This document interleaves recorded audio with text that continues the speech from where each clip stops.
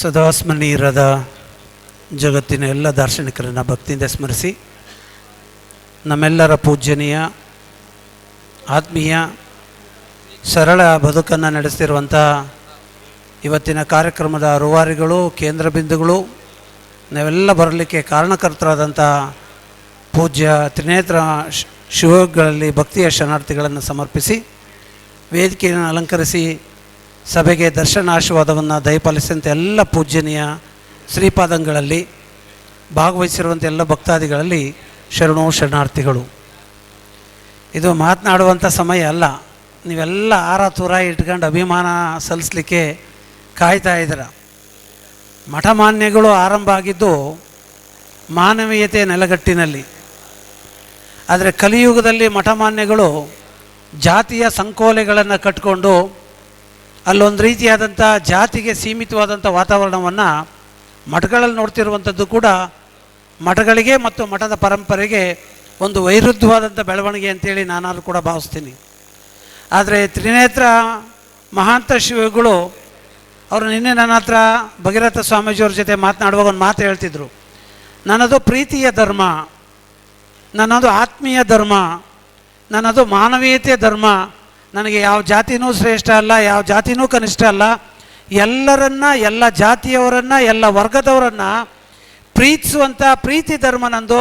ಹಾಗಾಗಿ ತಾವೆಲ್ಲರೂ ಕೂಡ ಬರಬೇಕು ಅನ್ನುವಂಥ ಮಾತನ್ನು ಹೇಳಿದ್ರು. ನಾವು ಹೇಳಿದ ಬುದ್ಧಿ, ಇಂಥ ಪ್ರೀತಿಯನ್ನು ಮಾಡುವಂಥ ಪ್ರೀತಿಯ ಬೀಜಗಳನ್ನು ಹೃದಯದಲ್ಲಿ ಬಿತ್ತುವಂಥ ಮಠಗಳು ಬೇಕೇ ಹೊರತು ಜಾತಿಯ, ಭೀತಿಯ, ಎಲ್ಲೋ ಒಂದು ಕಡೆ ಸೌಹಾರ್ದವನ್ನು ಕದಡುವ ಮಠಾಧೀಶರಿಂದ ಸಮಾಜ ಸುಧಾರಣೆ ಆಗಲಿಕ್ಕೆ ಸಾಧ್ಯ ಇಲ್ಲ.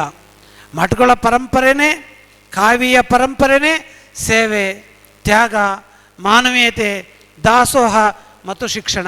ಈಗ ತಾನೇ ನಮ್ಮ ವಿಶ್ವ ಒಕ್ಕಲಿಗರ ಮಹಾಸಂಸ್ಥಾನದ ನಿಶ್ಚಲನಾಥ್ ಸ್ವಾಮೀಜಿಯವರು ಹೇಳಿದರು, ಇಂಜಿನಿಯರ್ ಕಾಲೇಜ್ ಕಟ್ಟಲಿಕ್ಕೆ ರಾಜಕಾರಣಿಗಳಿದ್ದಾರೆ, ಮೆಡಿಕಲ್ ಕಾಲೇಜ್ ಕಟ್ಟಲಿಕ್ಕೆ ಉದ್ಯಮಿಗಳಿದ್ದಾರೆ, ಬೇರೆ ಬೇರೆ ಕಾಲೇಜ್ ಮಾಡಲಿಕ್ಕೆ ಇವತ್ತೆಲ್ಲ ತಯಾರಾಗಿದ್ದಾರೆ. ಆದರೆ ಮಾನವೀಯತೆಯನ್ನು, ಪ್ರೀತಿಯನ್ನು, ನೀತಿಯನ್ನು, ವಿಶೇಷವಾಗಿ ನೈತಿಕ ಶಿಕ್ಷಣವನ್ನು ಸಮಾಜಕ್ಕೆ ನೀಡುವಂಥ ದೊಡ್ಡ ಜವಾಬ್ದಾರಿಯನ್ನು ಮಠಗಳು ಹೊರಬೇಕು ಅನ್ನುವಂಥ ಒಂದು ಎಚ್ಚರಿಕೆಯ ಮಾತನ್ನಾಡಿದ್ದಾರೆ. ಆ ಎಚ್ಚರಿಕೆಯ ಪ್ರೀತಿಯಾಗಿ ಪೂಜ್ಯ ನೋಡಿ, ಇವತ್ತೆಲ್ಲ ವರ್ಗದ ದಲಿತರು, ಹಿಂದುಳಿದವರು, ಲಿಂಗಾಯತರು, ಬ್ರಾಹ್ಮಣರು, ಆರ್ಟ್ ಆಫ್ ಲಿವಿಂಗು, ಇಲ್ಲಿರುವ ಸಚ್ಚಿದಾನಂದ ಗುರುಗಳು, ವಿಜಯಪುರ ಸ್ವಾಮೀಜಿಯವರಿಂದ ಹಿಡಿದು ಎಲ್ಲ ನಾಡಿನ ಜಿಲ್ಲೆಯಿಂದ ಸ್ವಾಮೀಜಿಯವ್ರು ನಾವು ಬಂದಿದ್ವಿ ಅಂದರೆ ಇದು ಸಮಾವೇಶ ಅಂತ ಬಂದಿಲ್ಲ, ಪೂಜ್ಯರ ಸಮಾಗಮ ಅಂಥೇಳಿ ನಾವೆಲ್ಲರೂ ಕೂಡ ಬಂದಿದ್ದೀವಿ.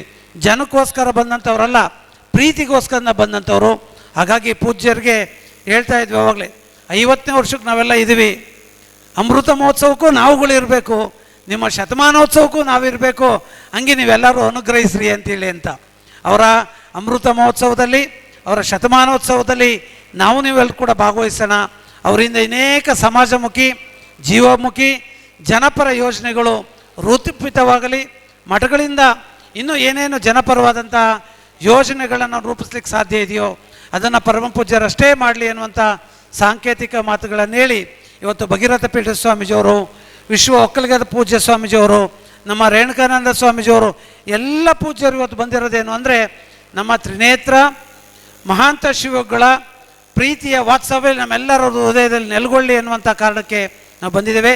ಅಂಥ ಪೂಜ್ಯರ ಆಶೀರ್ವಾದ ನಾಡಿನ ಜನತೆ ಮೇಲೆ, ನಾಡಿನ ಎಲ್ಲ ಮಾನವೀಯರ ಮೇಲೆ ಇರಲಿ ಅನ್ನುವಂಥ ಮಾತನ್ನು ಹಾರೈಸಿ, ಪೂಜ್ಯರಿಗೆ ಹುಟ್ಟುಹಬ್ಬದ ಶುಭವನ್ನು ಹಾರೈಸಿ ಮಾತನ್ನು ಪೂರೈಸ್ತೇವೆ. ಶರಣಾರ್ಥಿಗಳು.